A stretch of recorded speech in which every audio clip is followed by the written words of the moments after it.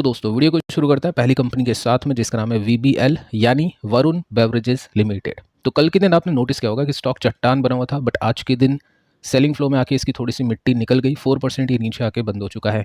तो क्वेश्चन आपके दिमाग में होगा कि स्टॉक क्या अभी बहुत बढ़िया डिस्काउंट के साथ में है, सपोर्ट पर है, नहीं है तो कौन सा सपोर्ट इसका इंपॉर्टेंट है, सब कुछ डिस्कस करते हैं। बट उससे पहले एक बार मैं आपको इसके फंडामेंटल्स या ग्रोथ को बताना चाहूँगा जो कि काफ़ी बढ़िया है।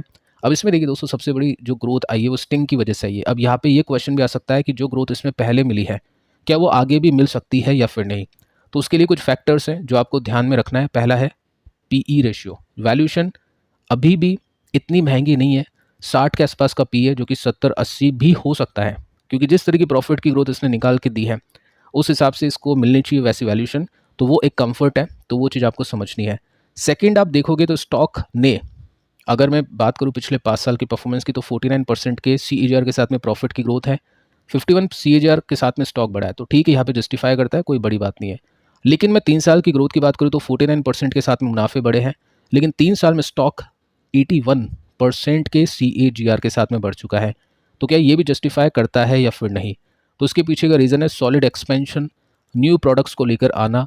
अब वो जो न्यू प्रोडक्ट्स है वो काफ़ी बढ़िया परफॉर्म करे, स्टिंग जैसे काफ़ी बढ़िया परफॉर्म करा है। अब यहाँ पे क्या है, इनके पास में काफ़ी सारी स्ट्रैटेजीज़ है।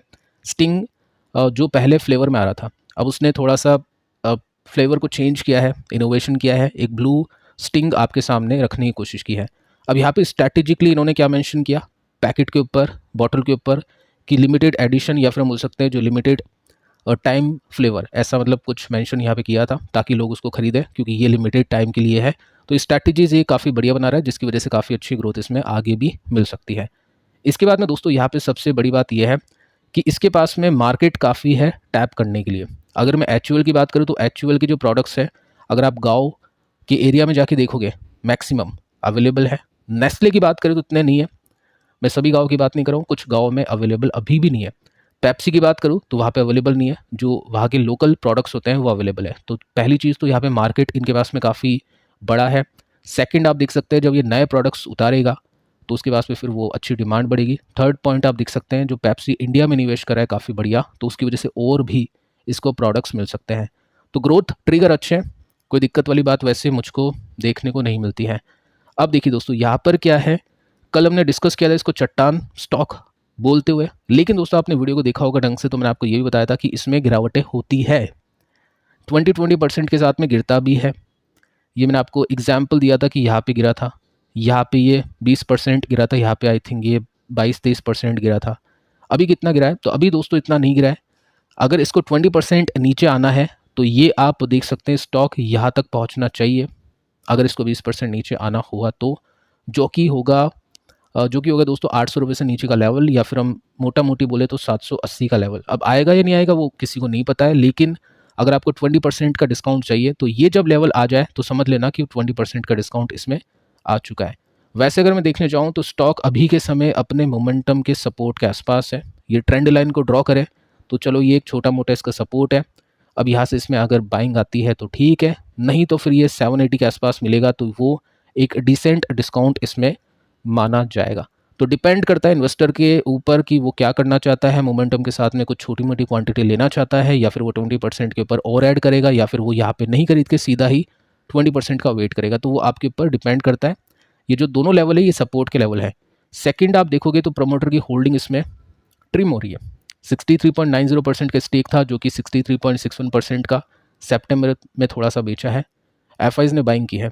तो ये पॉइंट आप नोट कर सकते हैं, जब भी एफआई आपको कंटिन्यूसली बाइंग करती हुई दिखाई दे रही हो, डीआईज उसके अगेंस्ट में आपको ओवरऑल बिकवाली करती हुई दिखाई दे रही हो, इट मीन्स वो स्टॉक मोमेंटम स्टॉक है।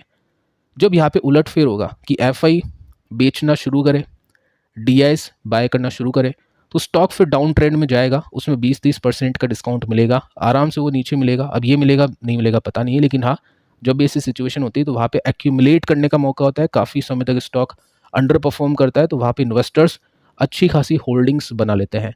तो ये चीज़ मान के चलनी है, कोई बड़ी होल्डिंग्स बनाने के मौके नहीं है, लेकिन हाँ छोटी मोटी यहाँ पे बाइंग करने के बारे में इन्वेस्टर्स देख सकते हैं सपोर्ट के ऊपर।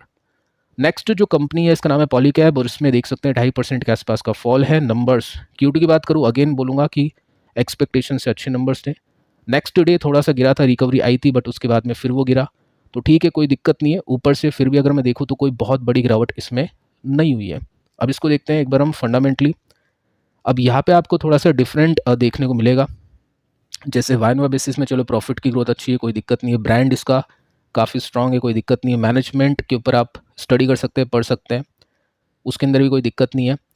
प्रॉफिट की ग्रोथ अगर मैं देखूँ पिछले 5 साल में तो 28% के CAGR के साथ में मुनाफा बढ़ा है। पिछले 3 साल की बात करूँ तो 18% के साथ में मुनाफा बढ़ा है। तो प्रॉफिट बढ़ा है पिछले 3 साल में 18% के साथ में, लेकिन स्टॉक का प्राइस बढ़ा है 80% के साथ में। VBL में क्या था, यहाँ पे 49% था, यहाँ पे 80% था, लेकिन यहाँ पे 18% है और यहाँ पे 80% है। इसका मतलब क्या है कि वैल्यूएशन एक्सपेंड हुई है। अब वो वैल्यूएशन एक्सपेंड होके ऊपर चली जाती है तो वहाँ पे दोस्तों काफ़ी सारी चीज़ें प्राइस्ड इन हो जाती हैं। मतलब जितनी भी मलाई बाकी होती है वो सब चली जाती हैं। वो उसको पहले खरीदना होता है जो वैल्यूएशन कम होती है, और आपको लग रहा होता है कि ये एक्सपेंड हो सकती है। जैसे इसमें मुझको लग रहा था एक्सपेंड हो सकती है, वहाँ पे मौका था, तो वहाँ पे उन लोगों को मलाई मिली है। लेकिन यहाँ पे सब कुछ हो चुका है, ऐसा मुझको लग रहा है। काफ़ी सारी चीज़ें इसमें प्राइस्ड इन हो चुकी है। इसका ये मतलब नहीं कि स्टॉक आगे नहीं चलेगा, लेकिन यहाँ पे मार्जिन ऑफ सेफ्टी कम है। एक पॉइंट ये होता है कि आप डिस्काउंट के साथ में स्टॉक को खरीदें, जिसमें क्या होता है, अर्निंग्स बढ़ती है, बट बाजार के एक्सपेक्टेशन के हिसाब से नहीं बढ़ती है। अगर मान लो बाजार की एक्सपेक्टेशन है 30% की, अर्निंग्स बढ़ती है 20% की, तो एक्सपेक्टेशन से कम बढ़ी है, स्टॉक आता है नीचे। लेकिन अर्निंग्स बढ़ी तो है ना, 20% के साथ में बढ़ी है, तो उसका EPS बढ़ता है, वैल्यूएशन नीचे आती है, तो वो होता है असली डिस्काउंट, बढ़िया डिस्काउंट, जहाँ पे DIs बाय करती है। तो वो चीज़ आपको देखनी है। डिस्काउंट वैसे है नहीं, और बाकी मैं आपको वैसे बाइंग भी दिखा दूँ उसमें, तो FI की बाइंग है, DIs की बिकवाली है। तो वो चीज़ देखनी है कि VBL हो, पॉलीकैब हो, ये सब FI के बहाव में चल रहा है। जब FI उल्टी गंगा बहाएगी तो फिर हमको DIs को निवेश करने का मौका मिलेगा। बाकी प्रमोटर भी इसमें थोड़ी बहुत बिकवाली ही करते हुए देखने को मिल रहा है, तो वो चीज़ आपको इसमें देख कर चलनी है। सो यहाँ पर दोस्तों आप नोट करोगे तो 18% का डिस्काउंट इसमें नहीं है। डिस्काउंट इसमें है ही नहीं कुछ खास। अगर आपको चाहिए 20% का डिस्काउंट तो इसको 4500 तक गिरना पड़ेगा। गिरता है नहीं गिरता है पता नहीं है, लेकिन यहाँ तक, जैसे अगर मैं मेरी बात करूँ तो मैं अभी कंफर्टेबल नहीं हूँ। अगर ये 18% गिरेगा तो मैं देखूंगा। VBL में जो प्राइस मैंने आपको बताया, क्योंकि मैं 20% वाली स्ट्रैटेजी को फॉलो करता हूँ। आप करते हो या नहीं करते हो वो आपके ऊपर डिपेंड करता है। आपको करनी चाहिए या नहीं करनी चाहिए वो भी आपके ऊपर डिपेंड करता है। हो सकता है आपको पसंद ना हो सकता है आपको पसंद हो, तो वो चीज़ आप देख सकते हैं, क्योंकि हो सकता है यहाँ से भी भाग जाए जब बाजार ऊपर जाए।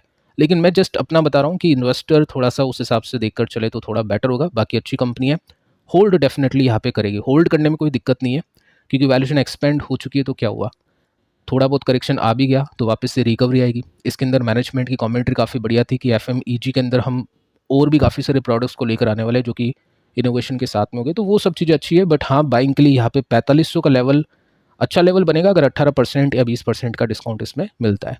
इसके बाद में दोस्तों नेक्स्ट कंपनी है डीमार्ट, और इसमें 2% के आसपास का जंप था। कल के दिन काफ़ी बड़ी गिरावट इसने दिखाई थी, बट आज के दिन इसमें बाइंग हो चुकी है। नंबर्स की बात करूँ तो यस, नंबर्स बाजार के एक्सपेक्टेशन से वीक थे। और बाकी अब देखिए यहाँ पर क्या सिस्टम है, डिफरेंट है बिल्कुल। प्रॉफिट की ग्रोथ सही है सभी कंपनीज़ में। जो कंपनीज़ हम डिस्कस करें A1 कंपनी है, कोई दिक्कत नहीं है। चारों कंपनीज़ लॉन्ग टर्म के लिए बेस्ट कंपनी है। शॉर्ट टर्म की बात कर रहा हूँ मैं जस्ट अभी की। इसमें आप देखोगे तो पिछले 5 साल में कंपनी का मुनाफा 25% के साथ में बढ़ा है। अगर मैं स्टॉक के CAGR रिटर्न्स की बात करूँ तो ये भी 25% के साथ में बढ़ा है। तो यहाँ पर ऐसा नहीं है कि प्रॉफिट कम बढ़ा है, स्टॉक ज़्यादा बढ़ गया। तो ये कंफर्टेबल सिचुएशन में, इसका मतलब यह है कि अर्निंग्स तो बढ़ रही है बट बाजार की एक्सपेक्टेशन से कम बढ़ रही है, तो स्टॉक नीचे आ चुका है। इट मीन्स वैल्यूएशन में डिस्काउंट हो चुका है। एक समय था जब 300 के आसपास इसका पी पहुंच गया था, अभी के समय 100 का है। इसकी लिस्टिंग भी 100 के आसपास हुई थी, तो वहाँ पर कंफर्टेबल सिचुएशन है। मैं ऐसे नहीं कह रहा हूँ कि 100 से नीचे नहीं आ सकता है, हो सकता है 90 भी आ जाए, लेकिन लॉन्ग टर्म इन्वेस्टर इतना नहीं सोचेगा, वो डिस्काउंट देख के इन्वेस्ट ही करेगा। बाकी कॉल आपकी है फाइनल। क्योंकि अगर मैं DI की बात करूँ तो हमने डिस्कस किया था कि buy like DIs, sell like FI, hold like promoter. Promoter जितना लंबा खेलते हैं, कंपनीज को होल्ड करते हैं, उतना लंबा होल्ड करने की कोशिश इन्वेस्टर्स करे तो बढ़िया होगा। FI की तरह बेचना काफ़ी अच्छा होता है कि FI इमोशंस के भाव में नहीं आती है। जब भी किसी कंपनी में कुछ गड़बड़ उसको लगती है तो वो बेच के निकलती है। DIs की तरह बाय करना काफ़ी बढ़िया है, क्योंकि DI जब बाय करती है जब स्टॉक डिस्काउंट में होते हैं, स्टॉक नीचे होते हैं, जब FI बेच रही होती है।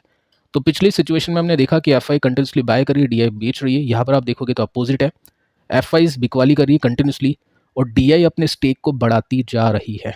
तो वो चीज़ आप इसमें नोट कर सकते हैं। ये बाय एंड डिप का कैंडिडेट अभी के समय बना हुआ है।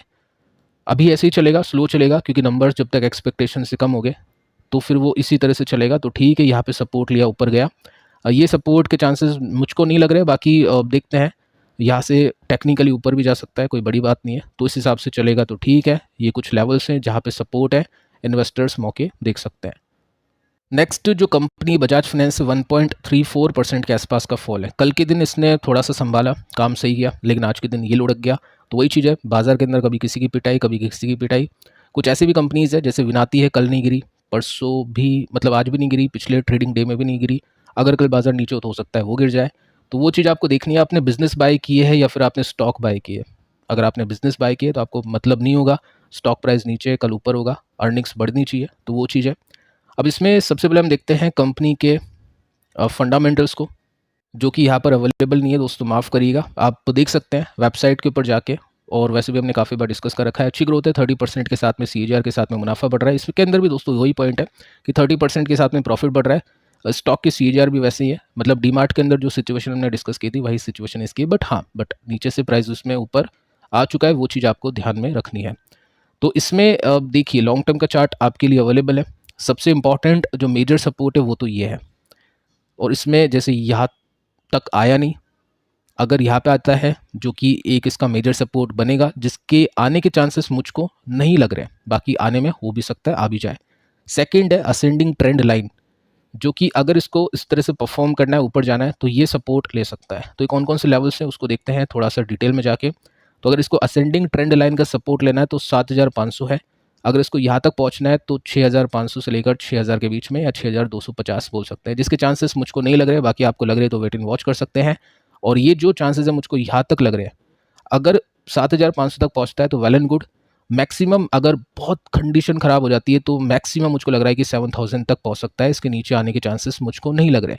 तो ये कुछ लेवल्स है जिसके अंदर बजाज फाइनेंस के इन्वेस्टर्स ध्यान देंगे। अर्निंग्स अच्छी है, ग्रोथ अच्छी है, 2-2% से मिस हुआ है, मतलब 28% की ग्रोथ इसने दी है, 30% की एक्सपेक्टेशन है। फाइनेंस कंपनी है, अच्छी कंपनी है, एक्सपेंशन कंटिन्यूसली कंपनी कर ही रही है, तो उसके हिसाब से आप इसको देख सकते हैं।